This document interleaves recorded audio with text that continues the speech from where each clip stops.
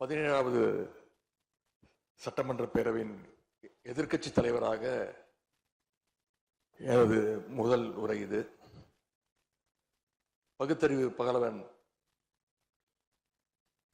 தந்தை பெரியார், தமிழ்நாட்டுடைய தலைமகன் பேரறிஞர் அண்ணா, நவீன தமிழ்நாட்டுடைய சிற்பி முத்தமிழறிஞர் டாக்டர் கலைஞர்,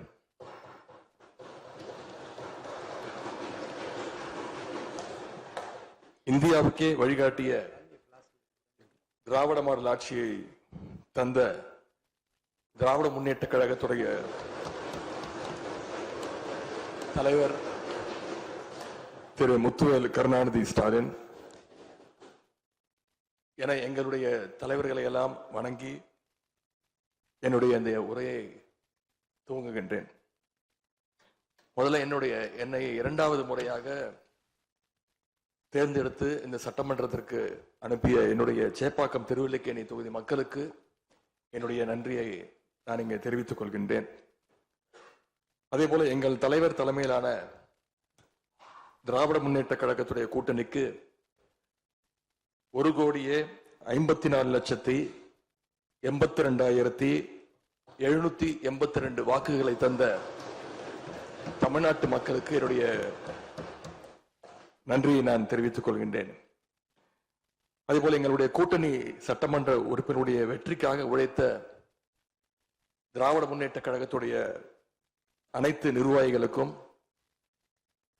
முத்தமிழறிஞர் டாக்டர் கலைஞருடைய உயிரினும் மேலான அன்பு உடன்பிறப்புகளுக்கும்,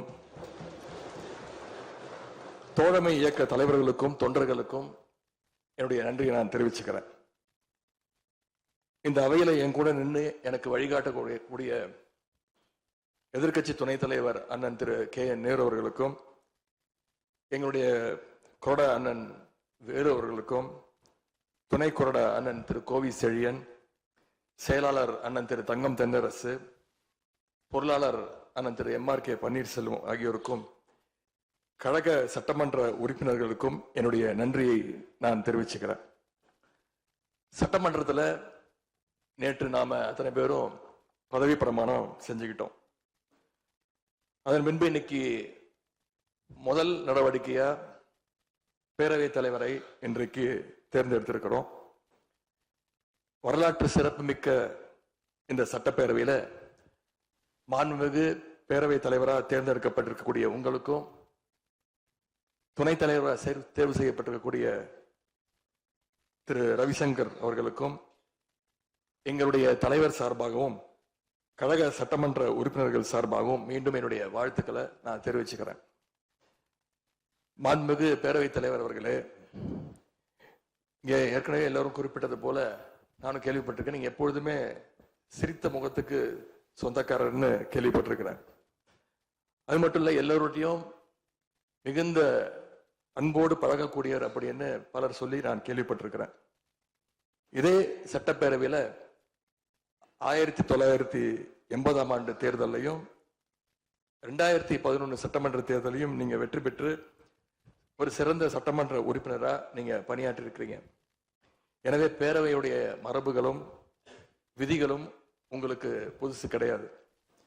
நீங்க தேர்ந்தெடுக்கப்பட்ட இப்பொழுது சேர்த்து 3 முறையும் ஆளுங்கட்சி உறுப்பினரா சட்டமன்றத்துக்குள்ள நீங்க வந்திருக்கிறீங்க. இந்த முறை எதிர்க்கட்சிகளையும் அரவணைச்சு செயல்படுகின்ற ஒரு பேரவைத் தலைவரா நீங்க பொறுப்பேற்றிருக்கிறீங்க. அந்த பொறுப்புல ரொம்ப சிறப்பா நடுநிலைமையோடு செயல்படுவீங்க அப்படிங்கிறதா எங்க அத்தனை பேருடைய எதிர்பார்ப்பு. அதே போல ஒரு எளிய பின்னணியில் இருந்து வந்த முதன்முறையாக சட்டமன்ற உறுப்பினராக பொறுப்பேற்றிருக்கக்கூடிய மக்களால் தேர்ந்தெடுக்கப்பட்டிருக்கக்கூடிய திரு மாண்புமிகு ரவிக்குமார் அவர்கள் பேரவையினுடைய துணைத் தலைவராக உங்களுக்கு உறுதுணையாக இருந்து இந்த அவையை வழிநடத்துவார் அப்படின்னு நாங்க அத்தனை பேரும் நம்புறோம். மாண்புமிகு பேரவைத் தலைவர் அவர்களே, நம்முடைய மாண்பு முதலமைச்சர் அவர்கள் நேற்று எங்களுடைய தலைவருடைய வீடுகளுக்கும் அனைத்து கட்சி தலைவருடைய வீடுகளுக்கும் சென்று வாழ்த்துக்கள்லாம் பெற்றுக்கிட்டு போனார். அந்த அரசியல் நாகரிகம் இந்த பேரவையிலும் தொடரணும் அப்படிங்கிறதா எங்களுடைய எண்ணம், எதிர்பார்ப்பு. ஏற்கனவே நான் சொல்லி இருந்தாலும் மறுபடியும் சொல்ல விரும்புறேன். திராவிட முன்னேற்ற கழகம் இந்த சட்டப்பேரவையில எதிரி கட்சியா இல்லாம ஒரு ஆக்கப்பூர்வமான எதிர்கட்சியாக நிச்சயம் செயல்படும். எங்க தலைவர் அவர்கள் சொன்ன மாதிரி திராவிட முன்னேற்ற கழகம் என்னைக்குமே ஒரு ஆக்க சக்தி தான். மாண்புமிகு பேரவைத் தலைவர்களே, இந்த பேரவைக்குன்னு ஒரு மிகப்பெரிய வரலாறு இருக்கு. இன்னைக்கு இந்தியாவில் பண்பாட்டு ரீதியாகவும் பொருளாதார ரீதியாகவும் தமிழ்நாடு சிறப்பா முன்னேறி இருக்கு. அப்படின்னா இந்த பேரவையில் நடந்த விவாதங்கள், எடுக்கப்பட்ட முடிவுகள், இயற்றப்பட்ட சட்டங்கள், நிறைவேற்றப்பட்ட தீர்மானங்கள், இதெல்லாம் தான் ஒரு காரணம். பிற மாநிலங்களுக்கெல்லாம் ஒரு எடுத்துக்காட்டாக வழிகாட்டக்கூடிய வகையில செயல்பட்டு இந்தியாவையே திரும்பி பார்க்க வச்ச சட்டமன்ற பேரவை இந்த தமிழ்நாட்டு சட்டமன்ற பேரவை. அப்படிப்பட்ட இந்த பேரவையில ஆரோக்கியமான ஆக்கப்பூர்வமான விவாதங்களுக்கு இடம் கொடுத்து ஜனநாயக மாண்புகளுக்கு முக்கியத்துவம் கொடுத்து பேரவைத் தலைவர் அவர்கள் என்றைக்கும் நடுநிலைமையோடு செயல்பட வேண்டும் என்று நாங்கள் அனைவரும் விரும்புகின்றோம். நாம் எங்க ஆளுங்கட்சி எதிர்கட்சி அப்படின்னு எதிர் வரிசையில் உட்கார்ந்து இருந்தாலும் தமிழ்நாட்டுடைய வளர்ச்சின்னு வரும்போது நாம் அனைவரும் ஒரே வரிசையில முன் வரிசையில் நின்று உழைக்கணும்னு நான் விரும்புகிறேன். அதைத்தான் தமிழ்நாட்டு மக்களும் எதிர்பார்த்துக்கிட்டு இருக்கிறாங்க, விரும்புறாங்க. திராவிட முன்னேற்ற கழகமும் அதைத்தான் விரும்புது. எங்களுடைய தலைவர் அவர்கள் கடந்த 5 ஆண்டுகள்ல அடிக்கடி சொல்ற ஒரு வார்த்தை, இது எனது அரசு அல்ல, நமது அரசு என்று எங்களுடைய தலைவர் அவர்கள் அடிக்கடி சொல்லுவார். அதை நிரூபிச்சும் காட்டியிருக்கிறார். சென்ற திராவிட மாடல் அரசுங்கிறது வாக்களிச்ச மக்களுக்கு மட்டும் இல்லாம வாக்களிக்காத மக்களுக்குமான அரசாகத்தான் செயல்பட்டு வந்தது. ஆகவே இந்த புதிய அரசும் அனைவருக்குமான அரசாக உங்களுக்கு வாக்களிக்காத மக்களுக்குமான அரசாக செயல்படும்னு நான் விரும்புறேன். இந்த நேரத்தில் இன்னொரு விஷயத்தையும் இங்க நினைவுபடுத்த விரும்புறேன். மாண்புமிகு பேரவைத் தலைவர் அவர்களும் மாண்புமிகு முதலமைச்சர் அவர்களும் இன்னைக்கு எதிர்கட்சி தலைவராக இருக்கிற நானும் ஒரே காலேஜ்ல படிச்ச ஓல்டு ஸ்டூடெண்ட்ஸ். ஒரே காலேஜ்ல நாம படிச்சிருந்தாலும் அரசாங்கத்தை நடத்துறதுல திமுக தான் சீனியர் பேட்ச். அது உங்களுக்கு தெரியும். 1967 ஆட்சிக்கு வந்தது திமுக தான். நாங்க தான் சீனியர்ஸ். அந்த அடிப்படையில எங்களுடைய நாலேஜையும் எக்ஸ்பீரியன்ஸையும் நாங்க ஷேர் பண்ணிக்க ரெடியா இருக்கோம். அதை ஏத்துக்க நீங்களும் தயாராக இருங்க. ஏன்னா நமக்கு எப்பவுமே தமிழ்நாட்டு மாநிலத்துடைய நலன்தான் மிக மிக முக்கியம். மாண்புமிகு பேரவைத் தலைவர் அவர்களே, நீங்க போட்டியின்றி தேர்வாகியிருக்கீங்க. மாண்புமிகு முதலமைச்சரும் எதிர்கட்சி தலைவரான நானும் உங்களை அவை முன்னவரும் இந்த இருக்கையில உட்கார வச்சிருக்கிறோம், அமர வச்சிருக்கிறோம். இன்னைக்கு உங்க கையை பிடிச்சி அழைச்சிட்டு வந்து உட்கார வச்சிருக்கிறோம். இனி எங்க 2 தரப்பையும் நீங்க தான் கையை பிடிச்சி அரவணைச்சு கோவம் இல்லாம கோவப்படாம, நீங்க கோவப்பட மாட்டீங்கன்னு தெரியும். உங்களை கோவப்படுத்துற மாதிரி எந்த செயலையும் நாங்க செய்ய மாட்டோம். சட்டமன்ற ஜனநாயகத்துல ஆளுங்கட்சி காதுகளாகவும் எதிர்கட்சி குரலாகவும் இருக்க வேண்டும். அதுலதான் இந்த அவையுடைய பெருமை நிச்சயம் அடங்கி இருக்கு. பொதுவா இதுக்கு முந்தைய சட்டமன்ற பேரவை எடுத்துக்கிட்டா ஆளுங்கட்சி வரிசையில அதிக உறுப்பினர்களும் எதிர்கட்சி வரிசையில அதை விட குறைவான உறுப்பினர்களும் இருப்பாங்க. ஆனா இந்த முறை கிட்டத்தட்ட ஆளுங்கட்சிக்கு இணையான எதிர்கட்சி வரிசை வலிமையா இன்னைக்கு அமைஞ்சிருக்கு. அதுதான் இந்த பேரவையுடைய இன்னொரு கூடுதல் சிறப்பு. இதன் மூலமா தமிழ்நாட்டு மக்கள் ஒரு முக்கியமான செய்தியை நமக்கு சொல்லி இருக்கிறாங்க. அது என்னன்னா, எதிர்கட்சி வரிசை மிக மிக வலிமையாக இருந்து இந்த அரசை, புதிய அரசை வழிநடத்தணும், ஆக்கப்பூர்வமான விமர்சனங்களை முன்வைக்கணும் அப்படின்னு மக்கள் நமக்கு சொல்லி இருக்கிறாங்க. நான் நம்புறேன். ஆகவே மக்களுடைய எண்ணத்தை பிரதிபலிக்கிற மாதிரி எங்களுடைய பணிகள் நிச்சயம் இருக்கும்.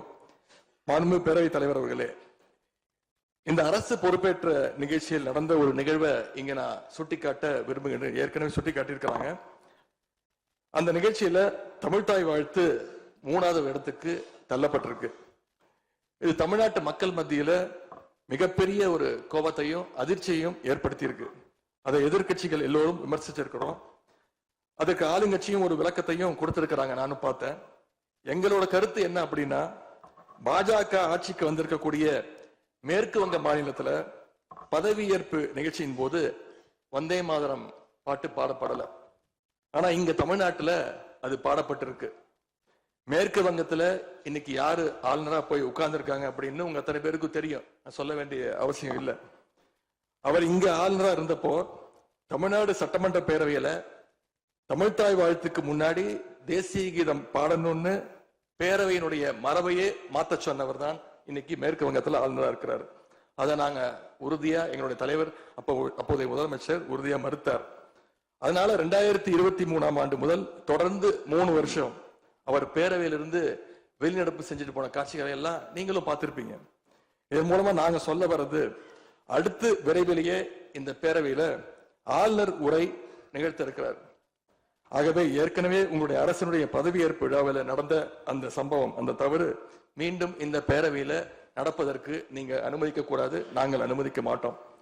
பேரவையில் மட்டுமல்ல, தமிழ்நாட்டில் நடக்கக்கூடிய எந்த நிகழ்ச்சியாக இருந்தாலும் சரி, அரசு நிகழ்ச்சியாக இருந்தாலும் சரி, எந்த நிகழ்ச்சியாக இருந்தாலும் சரி, தமிழ்தாய் வாழ்த்து என்றைக்கும் 2வது இடத்திற்கு நாம தள்ளி போக விடக்கூடாது. இந்த அரசு அதற்கு அனுமதிக்க கூடாது என்று நான் இங்கே கேட்டுக்கொள்கின்றேன். ரொம்ப விழிப்போடு இருந்து நம்முடைய உரிமையை, மரபை பாதுகாக்கணும்னு உங்களை எல்லாம் வலியுறுத்தி நான் கேட்டுக்கொள்கின்றேன். அன்பு பேரவைத் தலைவர் அவர்களே, வண்டிக்கு பிரேக் எப்படியோ, ஒரு காலைக்கு மூக்கலாங்கயிறு எப்படியோ, அப்படிதான் ஆளுங்கட்சிக்கு எதிர்கட்சி அப்படின்னு பேரறிஞர் அண்ணா அவர்கள் நமக்கு சொல்லியிருக்கிறார். ஆகவே பேரறிஞர் அண்ணா சொன்ன வழியில ஆளுங்கட்சியினுடைய செயல்பாட்டை உற்று நோக்கி உங்களுடைய நிறைகளை, குறைகளை சுட்டு காட்டுகின்ற ஒரு ஆக்கப்பூர்வமான எதிர்கட்சியாக நாங்கள் நிச்சயமாக செயல்படுவோம். இந்த அவைக்கு புதியவங்க, ஃபர்ஸ்ட் டைம் எம்எல்ஏஸ் நிறைய பேர் வந்திருக்கிறீங்க, அதுல மிகுந்த மகிழ்ச்சி. அதே போல ரொம்ப வருடங்களுக்கு பிறகு நிறைய பெண் சட்டமன்ற உறுப்பினர்கள் இங்க இடம்பெற்றிருக்கிறீங்க, அதுல எங்களுக்கு கூடுதல் மகிழ்ச்சி. அத்தனை பேருக்கும் மீண்டும் என்னுடைய வாழ்த்துக்கள். தமிழ்நாட்டுடைய உரிமைகளுக்காகவும் வளர்ச்சிக்காகவும் நாம எல்லாரும் சேர்ந்து ஒன்னா பயணிப்போம். எது எப்படி ஆனாலும் திராவிட இயக்கத்தினுடைய அடிப்படை கொள்கைப்படி எல்லோருக்கும் எல்லாம் கிடைக்கிறதை உறுதி செய்கின்ற வகையில எதிர்கட்சி வரிசையில இருந்து நாங்கள் நிச்சயம் செயல்படுவோம். நடந்து முடிந்த தேர்தலில் ஆட்சி அமைப்பதற்கான பெரும்பான்மையை ஆளுங்கட்சிக்கு மக்கள் வழங்காமல் போனாலும் திராவிட முன்னேற்ற கழகத்துடைய தலைமையில் தேர்தலை சந்திச்சு வென்ற தோழமை இயக்க சட்டமன்ற உறுப்பினருடைய ஆதரவோடு ஆட்சி அமைத்திருக்கக்கூடிய புதிய அரசிற்கும் மாண்பு முதலமைச்சர் அவர்களுக்கும் என்னுடைய வாழ்த்துக்களை நான் மீண்டும் தெரிவித்துக் கொள்கின்றேன். மாண்புமிகு பேரவைத் தலைவர் அவர்களுக்கும் பேரவை துணைத் தலைவர் அவர்களுக்கும் என்னுடைய நன்றி. உங்களுடைய பணிகள் சிறக்கட்டும். மீண்டும் என்னுடைய வாழ்த்துக்களை தெரிவித்துக் கொள்கிறேன். நன்றி, வணக்கம். வெல்க தமிழ், வாழ்க தமிழ்நாடு. மக்களை பிரிக்கும் சனாதானம் நிச்சயம் ஒழிக்கப்பட வேண்டும். நன்றி, வணக்கம். மாண்புமிகு முதலமைச்சர் அவர்கள்.